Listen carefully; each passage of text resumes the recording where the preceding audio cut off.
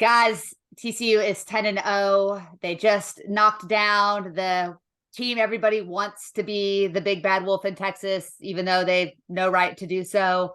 And waiting for them on the other side of that big victory is maybe an even more daunting task, because not only are they playing an actually good team in the Baylor Bears, but they're playing their biggest rival and a team that might just have revenge on their mind. And so in order to find out everything we need to know about Dave Aranda, Blake Shapen, and the Baylor Bears, I turn to what will hopefully by the end of this be my good friend, Evan Hebert.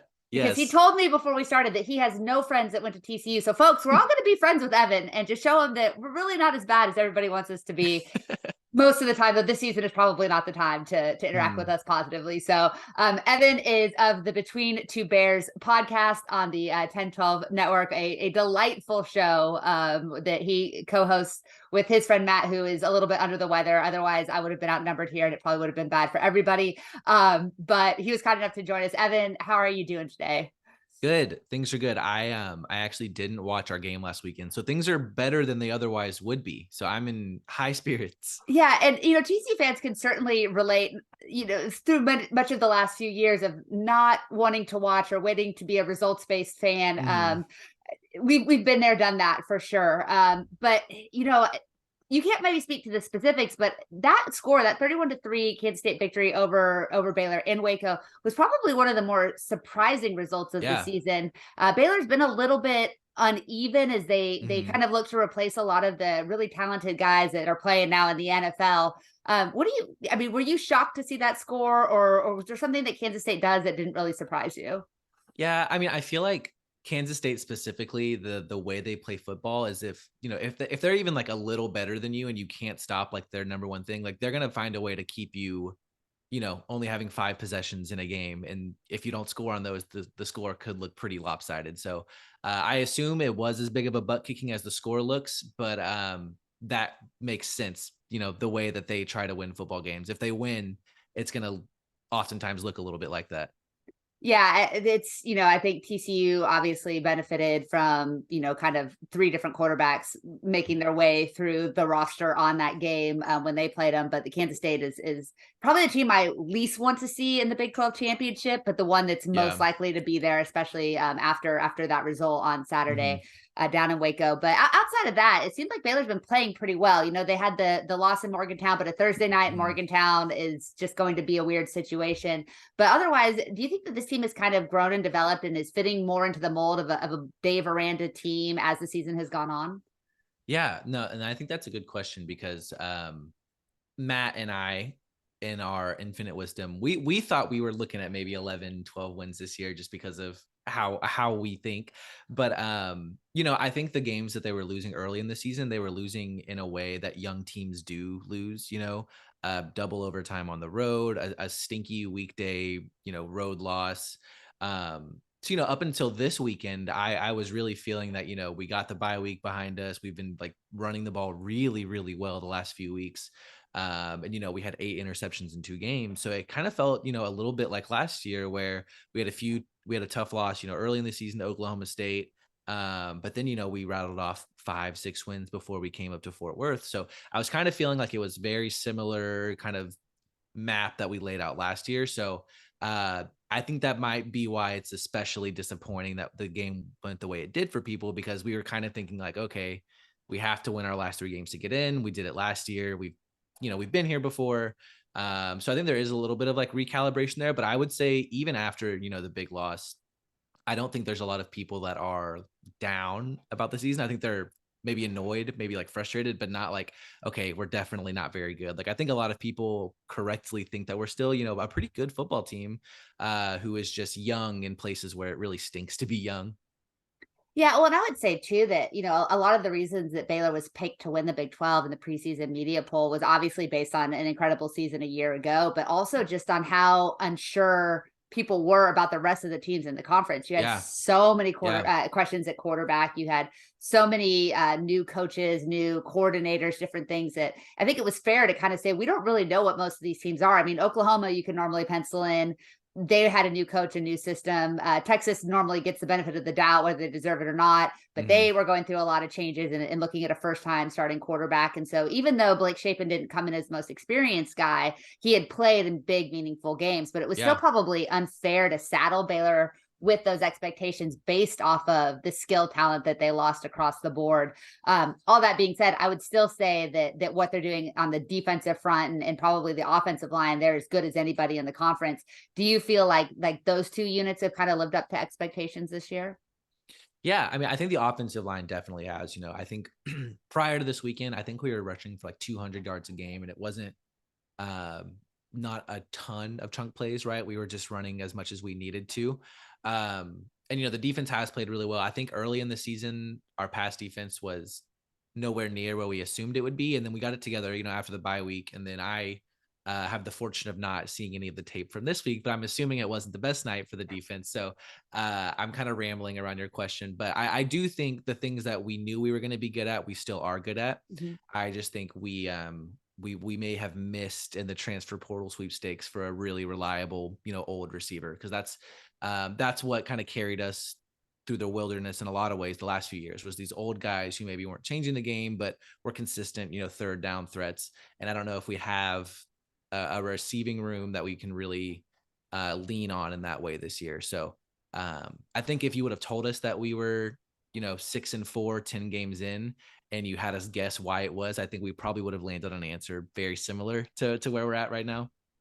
Yeah, I think that makes sense. I do want to talk about the quarterback situation, but before Hmm. we do that, I want to talk about the running backs because, like you Hmm. mentioned, the running game for the Bears has been outstanding. Probably one of the more. I think up until this point, you could, obviously all the publicity goes to Bijan Robinson and goes Hmm. to Deuce Vaughn, and for good reason.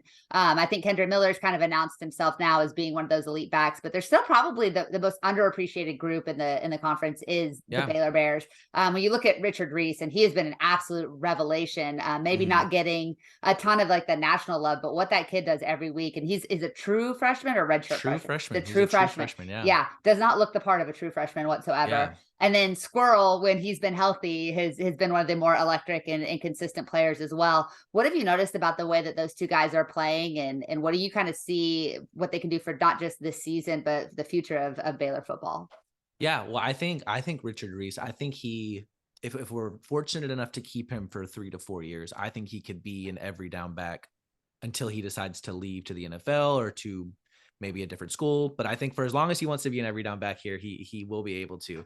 But I've been telling people that I really do think top to bottom, I think our running back room is as good as anybody else, in the country. We may not have someone like Bijan who's getting all the attention, like rightfully so, like definitely deserves it. But I think overall quality, we have 4 running backs that we really think we could lean on for a whole game, if we have to. And you mentioned the offensive line, and I've always said, like, even back to the early 2010s, our football team has been good for a lot of different reasons and bad for a lot of different reasons, but we kind of have always followed how good the offensive line is. If you remember, in 2013 and 2014, we had multiple offensive linemen that went to the NFL. The offensive scheme was really helpful for if you had fast players, but you need an offensive line to protect you long enough to do that. And when we were kind of in the wilderness there for a few years, we just had a really stinky offensive line for whatever reason it was. So it makes sense in my head that our team kind of follows. We're a talented football team this year because our offensive line is good, but I think youth at skill positions, that's something that's hard to coach around. It's something you just have to grow up with, and hopefully you do it quickly. Yeah. So, you talk about that youth, and Blake Shapen is a pretty young guy as Mhm. well at quarterback. He obviously had that outstanding game against Oklahoma State, the Big 12 championship, and was really solid down the stretch. He's done some things where you're like, man, like this kid can definitely be the guy, but maybe hasn't been as consistent, which is Mhm. part of being a young quarterback. What is your overall evaluation of Blake Shapen to this point in the season? And what are the things that you think he needs to improve on in order to be kind of that upper echelon quarterback in the Big 12? Yeah, I mean, I think the system he plays in, if he can make the right choice, everything is in front of him. Before he got hurt at West Virginia, he had passed for, I think it was like 350 yards. So like we know he can do it. We've seen it. The tape this year hasn't been quite as impressive as we thought it might be, but I really think that he is like a carbon copy of Charlie Brewer, like Mm. same exact player. They look the same in the uniform. They have the same number, but you know, before Charlie got banged up several times, like he was as good as any quarterback. You know, we didn't have any worries about him. You know, he was making all the throws, he was running. And I think he and Blake play in very similar ways. I think Charlie was a little more reckless when he runs, but you know, Blake isn't. He's not. You know, he's not sliding every play. So I think if we can avoid the injuries with him that we weren't able to avoid with Charlie, I think we have someone who we could trust for 3 more years after this one. But you know, there's a little bit of rumblings right now for his backup Kyron Jones to come in, um, which he was an elite 11 quarterback. You know, we have a lot of faith in him in the future, but um, you know, I think when you tell the story of this year in the Big 12, it's like who had the oldest quarterback. I mean, there's obviously a lot of other reasons too, but when you look at the top of the conference at the end of the year, it's going to be, you know, you guys, it's going to be Kansas State, it's going to be Oklahoma State, and for all their strengths and weaknesses, they have really old quarterbacks, and I think Yeah. that's something that you guys are fortunate to have for, you know, a lot of different reasons. Yeah, and I think it shows too, the Max Duggan story has been well told at this point, which is weird to say because just seeing TCU being paid attention to by the national media, I Mhm. mean, too, you got to get to like that magic 10 wins before anybody cares about your school when you're as small Yeah. as both of ours are. But it shows that development can happen and that, Mhm. growing up in the system matters, but then having a system that is catered to your skills. And I think you're right. I think Blake Shapen could be super successful in that offense, but the inconsistency, the being in and Mhm. out of the lineup because of the injuries and the way that he plays is certainly something that's not necessarily holding him back, but it's going to continue his development probably into Yeah. next season. You also have a pretty high level recruit coming in, and so Mhm. it's and I know TC fans can say this too. It's weird when you start having the type of quarterback competition that makes you start worrying about the next guy coming in. And Yeah. there's a lot of guys hot on the trail here for that kid. As TCU was one of them. So when you've got Shapen is still a young guy, Drones is Mhm. a young guy, and then you've got high Mhm. level recruits coming in.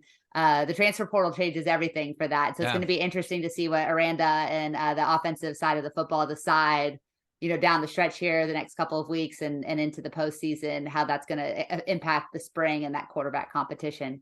Yeah. I do want to talk a little bit about the wide receivers. And I know you Okay. mentioned there's a lot of youth and, not necessarily a reliable guy, but they're players that have certainly shown flashes. And Mhm. probably the most exciting, like, so the guy that I think that every team in the conference wishes they had is Ben Sims, Yeah. right? Like everybody wants that time. And I cannot tell you how many TCU fans I knew at that game of BYU that were screaming at their television, find Ben Sims. Like we didn't Yeah. want you to win, but we didn't want you to lose. And we Right. we we knew that the way to get to that point is find that big tight end in the red zone. Mhm. But the most exciting player I think in that group is Monterey Baldwin. Yeah. Like what is he like? Speed, obviously, but what is he so Mhm. good at? He's had some of those highlight level plays. What type of player do you think he could be? The next couple of weeks and into the next several years of his career. Yeah, I mean, I think he's been asked to do a role that is maybe a little outside of what he's built to do best. You know, that we're needing him to essentially be a wide receiver one in a lot of ways, which he's proven he can do. You know, with some level of competence. But I think he's. I mean, you guys have benefited from very small players that are also the fastest people on the field. Like you can just do so many. You can do so many things, and you have to make defenses think about that every single play. So he's been able. I think he'll do it more in the next few years, but the impact he has on every play will outsize maybe his touches. You know, I think teams are gonna have to game plan for him for the next 2 years, which is going to be really helpful if we have a team that can still run for 200, 180 yards a game if they need to. So I think the sky is really the limit for him. It's just if we can grow up sort of around him and build a offense that he can really thrive in. I think we could see him catch for 1,000 yards, you know, in the next year or two. Is there a player in that group that you think could be that prototypical wide receiver one on this roster? Yeah, that's a good question. And I really should be a little more familiar with the wide receiver room, but I think the obvious answer that we all kind of assumed coming into the year was Gavin Holmes. He's a Mhm. sixth year senior. He's missed, I think, 3 full seasons because of injury. So he was honestly one of our best players in the field that season that we went 1-11. You know, he was a true freshman. He had multiple touchdowns, but he tore his ACL in a game, rehab from it. And I think he tore his ACL the week before the season started the next year. So he has just had really, really bad injury luck. And you know, he's been our best receiver this year, like by the numbers, but he's had some games where some mistakes he has made specifically have led to game changing sort of turnovers or touchdowns for the other team. So not dependent all on him, of course. But if it's easy to blame one person if it's a dropped pass or if it's a Sure. fumble, so that's kind of where the criticism has come from a little bit. But whenever he's on, I think he's one of the best receivers in the conference, but he's a sixth year guy with maybe second year reps. So he's kind of had to grow up a little faster than everyone else. And I think he's done a good job, but we haven't had the luxury of wiggle room for people to grow this season is what it kind of feels like. Well, and I think that people are still kind of adjusting, over the last decade almost now of seeing Baylor become less of that flashy offensive team Hmm. that gave them so many highlights, and becoming more defensive based. I Hmm. think you have a really good balance, and you have for the last 2 seasons of having those elite high level skill players, but also having still a dangerous and menacing defense. You touched Hmm. on kind of the secondary a little bit. Defensively, Dave Aranda is such a genius, and he's so Hmm. good and such a home run hire for Baylor, and to get back-to-back guys of Matt Rule and Dave Aranda, who not only are just brilliant coaches, but like really hard to hate. And like as a TCU fan, I Yeah, hate how much I we respect needed and that. like. I know, right? Yeah. And credit to the administration at Baylor too of recognizing like we need to not only knock it out of the park and the football mind that we hire, but we need Hmm. a guy that we can put out there and be super super proud of in all aspects. And they certainly have done that. It's really hard to hate Dave Aranda. He just seems Hmm. like one of the most likable guys in the conference. What do you think? Like as he gets more set into his defense and he gets more of his types of players, how do you see that Hmm. defense evolving, and what is the ceiling for that group? Yeah, I really think if he gets to lead the way he wants to, our defense can be in the top 10, top 15 every year. There's no reason why it couldn't. He kind of has the proof of concept with the kind of defense he likes to play. He won a national championship with it at LSU, and then he did it with players that maybe weren't as good as those LSU players. 1-2 years later, so he's proven he can put people in the league. He's proven he can get a lot of attention to defensive players specifically. So I think we're kind of leaning or hoping that he is going to be able to use that prowess not only in recruiting but in the transfer portal, because as most teams have seen, if you can get a really good graduate transfer safety or linebacker, one of those crucial anchor positions for your defense, it can take you up a couple tiers in your conference. So we hope that we continue to see that trend, but we kind of have, I don't want to say blind faith that he knows what he's doing, but we're really confident that whatever he's doing is more often than not going to be the right call. When you talk about the defense, it all starts in the front, right? And Mhm. so I'm gonna butcher this. I'm gonna try really hard. Siaki Ika? That's it. Oh, I Got it. nailed it. I said like I've seen enough Baylor football. I should be able to do it based off of listening to the broadcast this year. But um like I think TC fans are really excited about their young kid, Demonic Williams, who Mhm. is an 18-year-old who started his first collegiate game at 17. He's 18 now, but he can Yeah. develop into the type of player that Ika is today. What is it about him that makes him so special? And he's got such a great personality. Like Yeah. he's just one of those kids that it's really hard not to like unless you're playing him. But how do you think you really? I feel like I watch that and that he's one of those engines that makes the entire defense run. What is it about his game that kind of is impacting that unit as a whole? Yeah, and I think you kind of frame it well there. I think, the type of player he is at the position he is, he's not going to get as many tackles or as sacks as other people on the team, but teams just have to account for him on every single play. So having someone as good at what he is be out there every play, we can build an entire, defensive scheme around it because he frees up, a few other people on the field. So being able to get the type of pressure we do and the type of rush we do with just three players consistently, I think really leans into what Aranda's good at, right? If he gets, seven players to build a back five with, he can really put us in a good position to win. So just being able to trust that we have him and even his backup, we have Jackson Player who came in from, I believe, Tulsa. He was a really highly rated transfer. So for all the headaches we've had on defense this year, it's been nice knowing that we have two people who we know are not going to be the cause of that headache. So, and like as you said, he's just really fun to watch. He's someone that you'd never see really give up or take a play off. He's playing as hard as he can the whole time, which that sounds kind of cliche to say, but like if you watch him, like that's exactly what he does, right? And he's like smiling the whole time. So, really, really good guy to have on my team, and really glad I don't have to play against him. regularly. Yeah, I mean, TCU has really struggled against the defensive fronts of both Texas Tech and Texas. And, Texas Tech has an absolute and utter complete freak in Tyree Wilson, who I think might be done for the season. I think he got hurt last weekend. Yeah. And then Texas, just has 4-star after 4-star after 5-star lining up, kind of like the old Alabama front. Steve Sarkisian brought that over with him. And there's certainly a weakness and certainly an opportunity to not just attack and to put Max Duggan under pressure, but to really kind of frustrate the entire offense. And they haven't had an offensive touchdown in the first half the last 2 games. So I think that that's going to be really one of the matchups to watch, is can they at least contain Ika, and can they do it without having to do too much triple teaming, because a double team I think is going to be a necessity. And kind of along those lines, as you look at the way that these two teams match up Saturday morning, is there an area specifically that you think that Baylor really has an advantage? Is there an area that there's something that TCU does that you think might really cause the Bears and Aranda some problems, especially defensively? Yeah. Things that I think you guys aren't going to be able to handle. I don't have any of those. I think you guys are very, very good, which I need to apologize, because I don't know if you listen to me and Matt at all. I hope you don't. I'm not proud of it. I certainly skim it occasionally, and most of the time I laugh a few times and then go, I can't. Yeah, I don't blame you at all. But we unfortunately, we very confidently predicted that TCU would be one of the worst in the conference this year.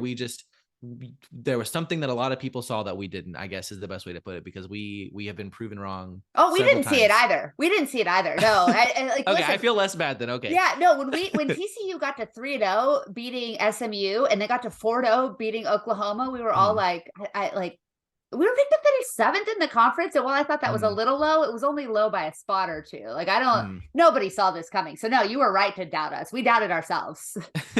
Well, and you guys have just you've stepped up in every way that you have needed to, and I kind of have given you guys a little flack this year for having to come back from big leads in the second half, but you don't come back from those on accident. You don't luck into doing that. So there's definitely something to be said there. So while I hope you guys lose this weekend, I think it'll be very fun if you guys can get into that playoff and really shake something up. I think it'd be really fun.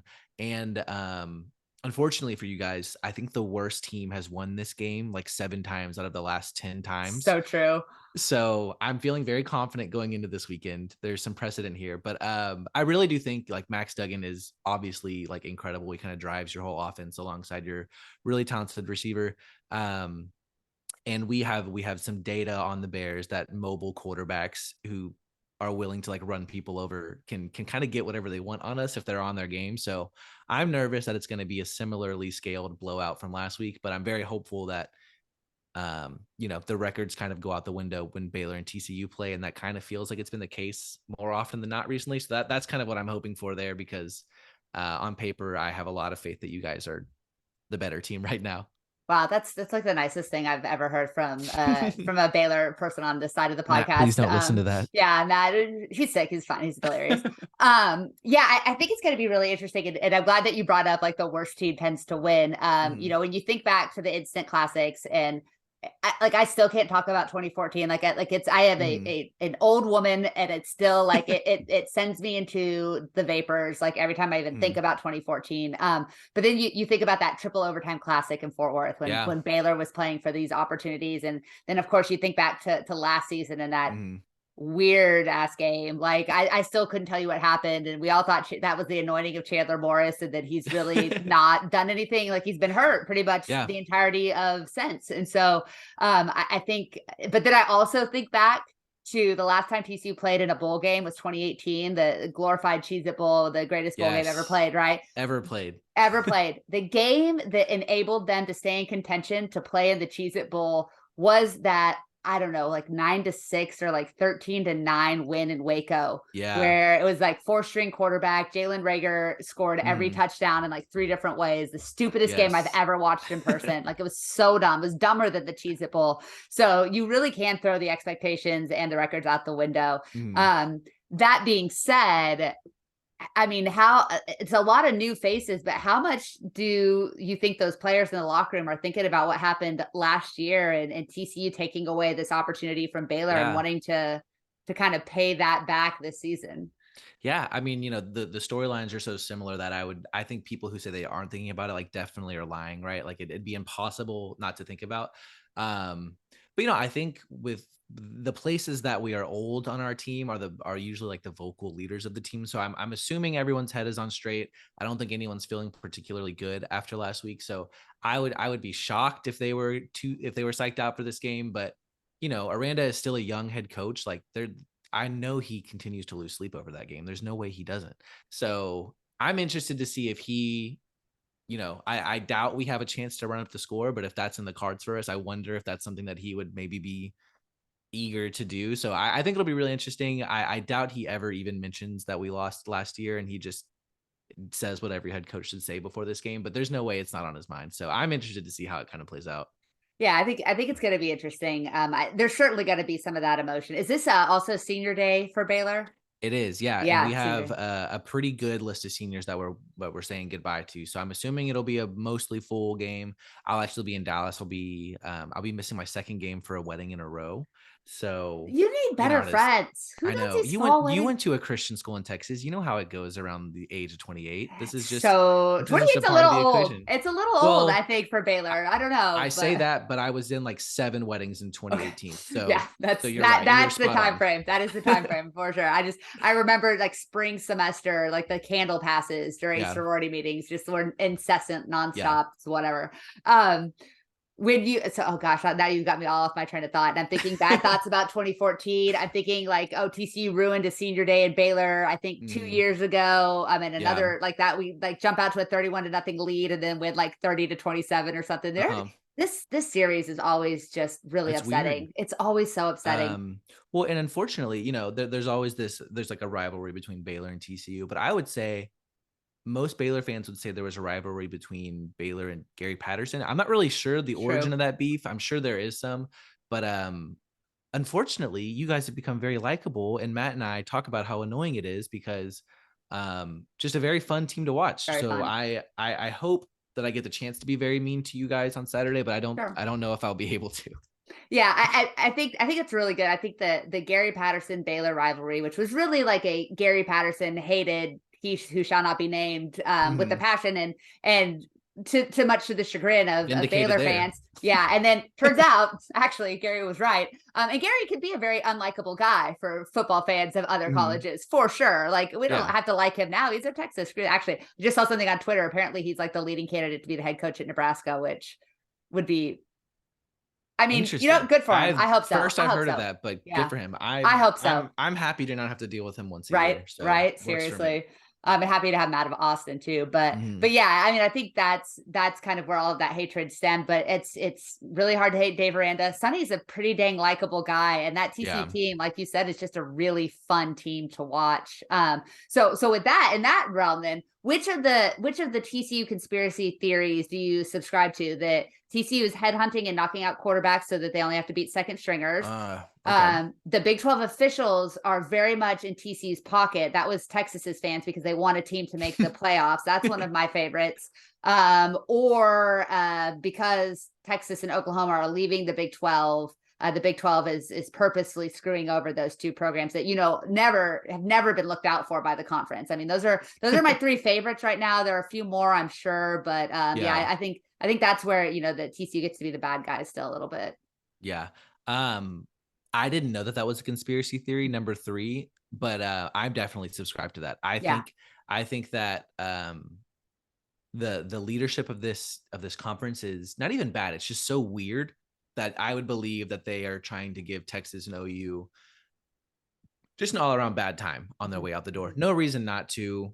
They are the 6th and 7th team, I think, to tell us to kick rocks in the last decade. So I don't think that people who actually do make calls are interested in giving them any sort of favors out the door. So I think that's going to be my choice for Sure. that one. If both of those teams don't have to go to Provo next year, what are we even doing here? What are we even Exactly. doing? They should have to travel Exactly. to Provo the rest of their time in the conference. I think it's going to be a fun one. It's going to be a chaotic one.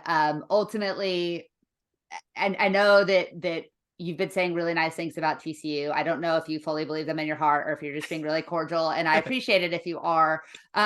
But how do you think that this one's going to play out? Score prediction if you've got one, and Okay. who do you think the offensive and the MVP, offensive and defensive MVP for the Baylor Bears are? Yeah. Wow. Okay. No, I do believe all those things I said. I think you guys are good and likable and fun. Um, I do, however, I think that this is a game that the things that Baylor is really, really good at, I think that we are going to just push like all of our chips out on the table and just see if we can run for 300 yards. And you guys, if we don't run for 300 yards, I think you guys win by a lot. But I do think that that is like our narrow path to victory here is just finding out early that we can get whatever we want and running amok there. I think the defense will be prepared. Um, we have some proof of concept with Aranda's defense being able to stop a spread if they're on their game. Um, I know that you guys don't have like exactly a spread, but I think the way that you utilize your best players is something that we have had success game planning for. So I'm hopeful that it all comes together and we don't have another stinker. So I think my prediction is going to be 24-21. I think we're going to win, and I think you guys are going to miss 2 field goals, and that's going to be more of why we win than anything else. Oh, that's you like yeah, like I told like 2014 is just so hard. It's so hard for me to Mhm. think of, and then you're just gonna give me flashbacks with missed field goals. Like I don't Oh, miss it. Oh, okay. So what who's do the you op? think? Oh, the offensive. Yeah. I think it'll be Squirrel Williams. I think Richard Reese has gotten a lot of the attention this year, but I think he has been surprisingly good as a replacement for running backs that we think have a higher ceiling than him this exact year. And those guys are getting healthy. We have a running back named Tay McWilliams who was supposed to be, running back one this year, and it's just like had some lingering head issues. So I think we're getting mostly healthy there. But I think Squirrel Williams, when we played Oklahoma a few weeks ago, he was our feature back. I think he ran the ball almost like 30 times. So if we win, I think it'll be because he has a similar game to that. Defensive MVP, I know the easy choice is Dylan Doyle, but I do think it's going to be Dylan Doyle. Um, he is good for like one rushing touchdown every few weeks. So I think he's due for one of those. Um, and if we're going to be able to handle you guys on defense, he is going to have to play a very good game against a very talented running back in man coverage. So if we win, I think it's because those two guys were able to do, what we have to do to win if we're going to beat you guys. Yeah, I think it's much more likely this is a low scoring grinded out similar to last week in Austin than it is a epic shootout of the old Mhm. school Baylor TCU rivalries, which means it'll probably be like 52-50. Like who knows? I have Yeah, no idea what to exactly. expect. I just keep waiting for the other shoe to drop for TCU, and they just keep proving me wrong. And so Mhm. I'm gonna take a step back and just try to enjoy the ride. Where can folks find you on these internets? You can find me I'm on Twitter more than I should be. It's at Evan Hebert, Evan Hebert. I also am on a few podcasts. I'm so embarrassed saying that out loud. I'm on a few podcasts. Me and Matt have been doing one for a year and a half. It's so much fun. He does all the work. I just show up, similar Perfect. to this setup. And then I am on another podcast called Slander You, where it is a lot less civil than this. We just tell each other, am I allowed to curse on this? We tell Yeah. him other how much we fucking stink for an hour a week. I'm actually going to that as soon as we're done here. So I think it's very fun. We bring on like we just like regular fans from other schools and like make fun of them. It's very fun. So I would plug those two things. But I have a question for you before I go. Do you think you could lose one game in the regular season and still go to the playoff if you win Nope. the Big 12? You think you Nope. have to be undefeated? I think if that was going to happen, it needed to happen earlier in the season. I think if you lose now, you're going to end up with the loser of Michigan, Ohio State, or potentially the loser of or like Tennessee is going to make it. I Yeah. think they want TCU to lose. I don't think they want TCU in. So that's I Um, wrote a whole article on how upset I am about the fact that there's zero room for error for a team like TCU, Baylor, et cetera, yeah. to get in. Well, I'm on record as saying I do think the playoff has something against you guys. The year that you guys missed it after winning your last game by 100 points. Mhm. Um, I don't know if you guys have recovered. I wouldn't. That I thought that was very not cool. Um, so I think that there's something afoot with the playoff and TC. I don't know if Condoleezza has a grudge against you guys or anything, but